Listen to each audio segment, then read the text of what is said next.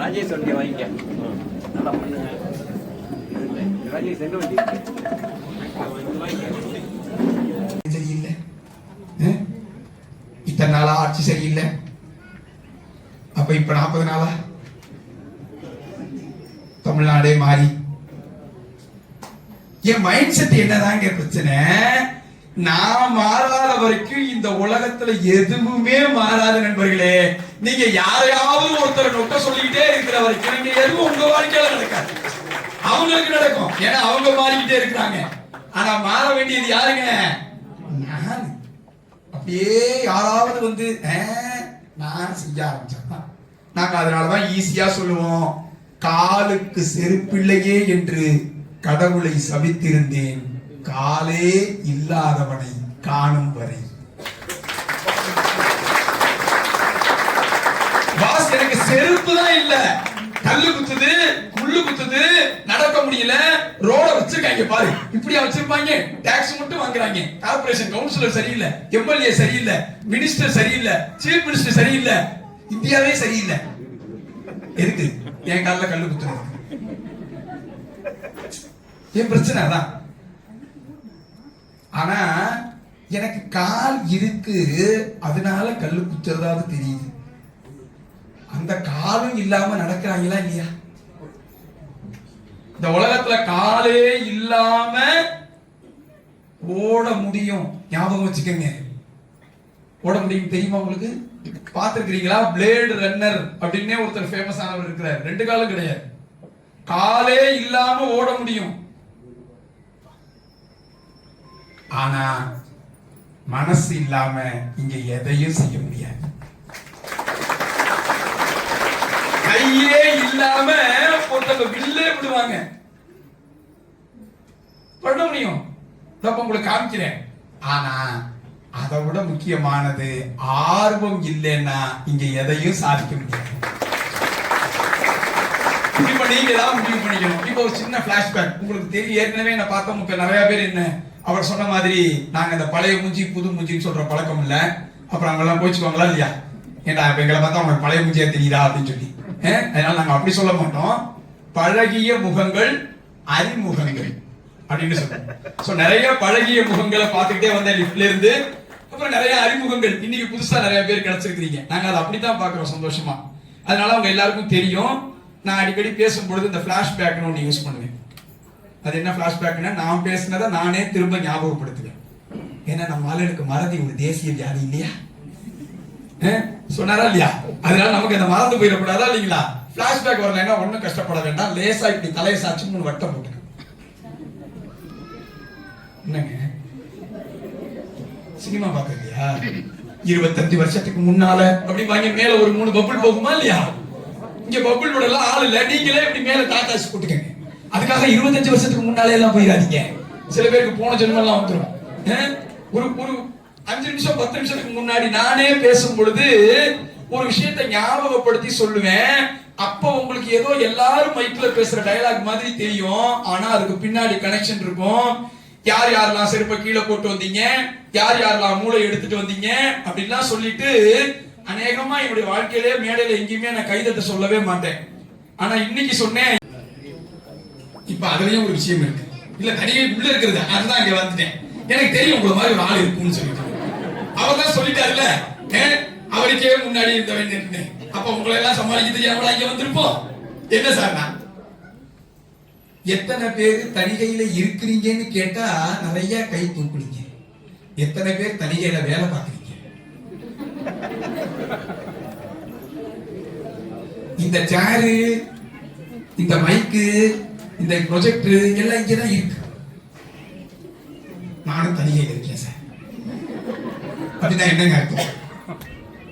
இங்கதான் சார் இருக்கேன், எங்கேயும் போகல. எங்கேயுமே போகாம எதுக்கு இங்க இருக்க சார்? வித்தியாசம் புரியுதா? எங்கேயுமே போகாம இங்க இருந்து என்ன சார் பண்றது? போகணும், கஸ்டமரை பார்க்கணும், அப்பதானே நமக்கு வேலையே. நான் தனியாக இருக்கேன் சார். பல பேர் இந்த உலகத்திலேயே அப்படித்தான் இருக்காங்க. ரொம்ப நாளா இங்கதான் இருக்காங்க. அதனாலதான் பூமி இவ்வளவு கஷ்டப்படுது. அதெல்லாம் ஒழுங்கா பூமியோட சேர்ந்து சுத்தி இருந்தாங்கன்னா இந்நேரத்துக்கு தமிழ்நாடு, இந்தியா எல்லாம் எங்கேயோ போயிருந்திருக்க வேண்டியது இல்லைங்களா? சுத்துற ஆளுங்க ரொம்ப கம்மியா இருக்கு. நான் என்ன நினைக்கிறேங்க, இன்னைக்கு உங்களுக்கு தலைப்பு கொடுக்கணும் அப்படின்னு சொன்ன போது நான் ஏன் இந்த மாதிரி ஒரு விஷயத்தை யோசிச்சேன் அப்படின்னு சொன்னா, தணிகையில இருக்கிறவங்க நடக்க ஆரம்பிக்கணும், நடக்கிறவங்க ஓட ஆரம்பிக்கணும், ஓடுறவங்க பறக்க ஆரம்பிக்கணும். நீங்க பறக்கிறதுக்கான சிறகை தணிகை தரும். சரிங்களா? உங்களுக்கு தணிகை என்னங்க பண்ணுது? சிறகு கொடுக்குது. நீங்க பறக்கிறதுக்கு அது தயாரா இருக்கு. ஆனா பாருங்க, சிறகு அது கொடுத்தாலும் வாங்கிக்கிறதுக்கு ஒரு மைண்ட் வேணுமா இல்லைங்களா? இந்த குரங்கு மரத்துக்கு மரம் தாவும். தாவும் பொழுது எப்படி தாவுதுன்னு கவனிச்சீங்கன்னா ரெண்டு விதமா தாவும். ஒண்ணு, ஒரு மரத்தினுடைய கிளைய புடிச்சுக்கிட்டு கொஞ்சம் கொஞ்சமா நகர்ந்து இன்னொரு மரத்துக்கு போறதற்கான முயற்சியில அது ட்ரை பண்ணும். இந்த கிளைய விடாம புடிச்சுக்கிட்டு எவ்வளவு தூரம் தன்னுடைய கையை விரிச்சு இன்னொரு மரத்தினுடைய கிளைய பிடிக்க முடியுமோ அவ்வளவு தூரம் போகும். ஒண்ணும் தப்பு இல்ல, சேஃப்டி. நான் ஒரு லெவல்ல இருக்கிறேன், கீழே விழுந்துட்டேன்னா ஆனா வேற வழியில அடுத்த லெவலுக்கு போய் ஆகணும். மாசம் இவ்வளவு செஞ்சிருக்கிறேன், அடுத்த மாசம் இவ்வளவு செய்யணும், அடுத்த லெவலுக்கு போகணும். இத புடிச்சுக்கிட்டே தாவலாம்.